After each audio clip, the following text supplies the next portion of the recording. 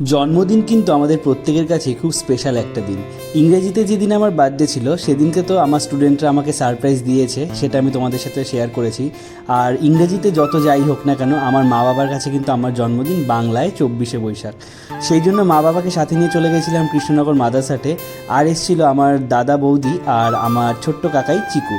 তো সবাই মিলে আমরা প্রথমে ভিতরে চলে যাই। সেখানে অ্যাম্বিয়েন্সটা একটু দেখছিলাম, ফাঁকাই ছিল মোটামুটি সেদিনকে। সেখানে গিয়ে দাদার কথা মতো আমি আরও একটা কেক কাটিং করে নিয়েছিলাম। তো আমি চিকুকে নিয়ে কিন্তু সেদিন কেক কেটেছিলাম। আমার খুবই ভালো লেগেছিল এই মুহূর্তটা। প্রথমে আমি কেক কাটিং করে চিকুকে খাইয়ে দিয়েছিলাম, তারপর একে একে মাকে, বাবাকে, দাদাকে ও বৌদিকে কেক খাইয়েছিলাম। এবছর জন্মদিন নিয়ে আমার কোনো রকমই কোনো প্ল্যান ছিল না। মা যদিও বা অনেক কিছুই করতে চেয়েছিল, কিন্তু আমি কোনো কিছুই করতে দেইনি। আমার এবছর ইচ্ছা ছিল মা বাবাকে নিয়ে একটু বাইরে কোথাও বেরোবো। তাই তো দাদা বৌদির সাথে প্ল্যান করে মা বাবাকে নিয়ে চলে গেছিলাম কৃষ্ণনগরে, কারণ মা বাবাকে নিয়ে সেরকম কোথাও যাওয়া হয় না।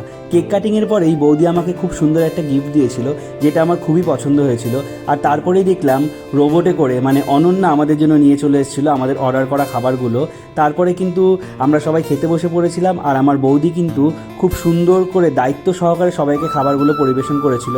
আর আমরা খুব মজা করে সেই খাবারগুলো খেয়েছিলাম। আর মাদ্রাসাটের খাবার নিয়ে আর নতুন করে কী বা বলবো, তোমরা সবাই জানো। সব শেষে চলে এসেছিলো আমদই। খাওয়া দাওয়া কমপ্লিট করে আমরা সবাই মিলে চলে গেছিলাম বাইরে, একটু চারিদিকটা ঘুরছিলাম আর কিছু ছবি ও ভিডিও তুলে নিয়েছিলাম।